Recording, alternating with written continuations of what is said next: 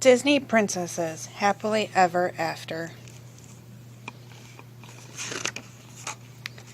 My perfect wedding.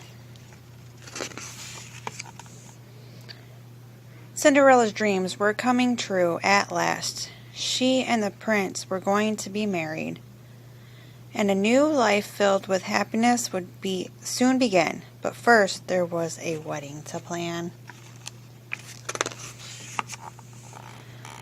Prudence, Cinderella's lady-in-waiting, was in charge of the planning. She had a very long list of tasks. "Excuse me," Cinderella asked Prudence, "couldn't we just have a simple wedding?" Prudence frowned. "Cinderella, now that you're going to be a princess, you must start thinking big."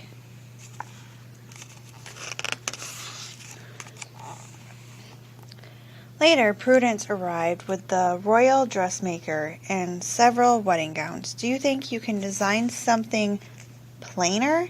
Cinderella asked politely.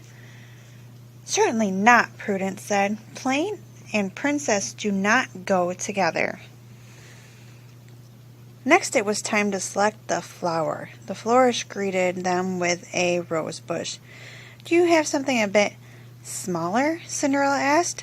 "This is perfect," Prudence said. "You just have to know how to carry it." Prudence held the flowers out in front of her, and buzz, she was stung by a bee. "Prudence has gone to bed to nurse her bee sting. I'll have to plan the wedding myself," Cinderella said to the mice. "Now, what should I do first?" Who's a common Cinderella?" asked Jack. "That guest list. Good idea, Jack." "Well, of course, all of you are invited," Cinderella replied, "and my fairy godmother. I wish she were here right now."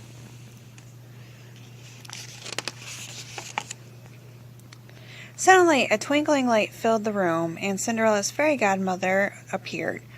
"We'll plan an absolute magical wedding for you, my dear," she said, giving Cinderella a big hug. "Now, when is it exactly?" Gus continued on his fingers. "Tomorrow," he announced. "Oh my goodness, child," cried the fairy godmother. "Lots to do."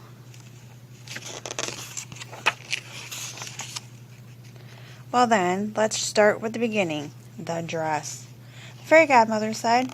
She waved her wand, and Cinderella found herself in the eagle and white gown, but her fairy godmother had forgotten the veil. "It's lovely," Cinderella said, "but don't you think it needs—" The fairy godmother wasn't listening. She was already working on the next task, invitations. In moments, hundreds of lovely pink cards sat in stacks around the room. "Now we shall prepare the feast to make the cake," she announced. Cinderella changed out of her gown and followed her fairy godmother to the royal kitchen. The mice picked up where the fairy godmother had left off. Mary, Susie, and Perel pulled out a box of tiny pearls and began making a veil, and Jack gave each of the other mice an armload of invitations to deliver. Unfortunately, they didn't get very far before Pom-Pom the cat showed up.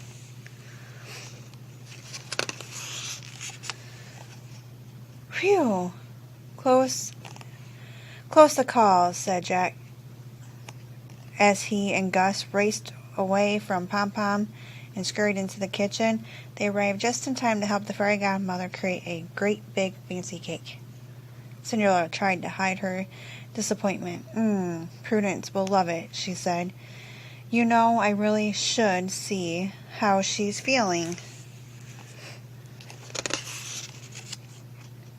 "Poor child," the fairy godmother said, after Cinderella had left.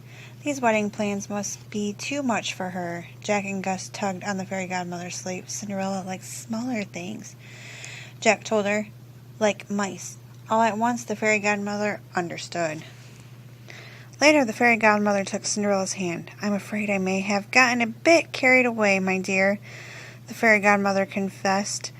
"Now tell me, child, what would the wedding of your dreams be like?" After listening to Cinderella, the fairy godmother finished the beautiful veil.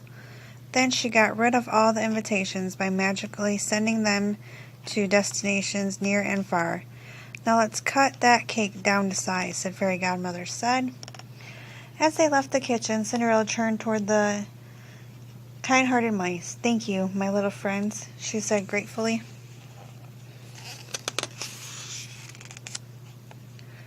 The next day, Cinderella looked lovely in her simple white gown, veil, and gloves, but something was missing. "Good heavens, child," said Fairy Godmother, exclaimed.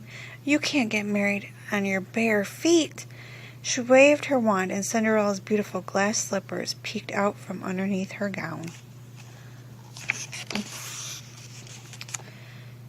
After the ceremony, the Prince and Cinderella shared a joyous celebration of their guest. Even Prudence was pleased. "However, did you manage all of this?" said Prince.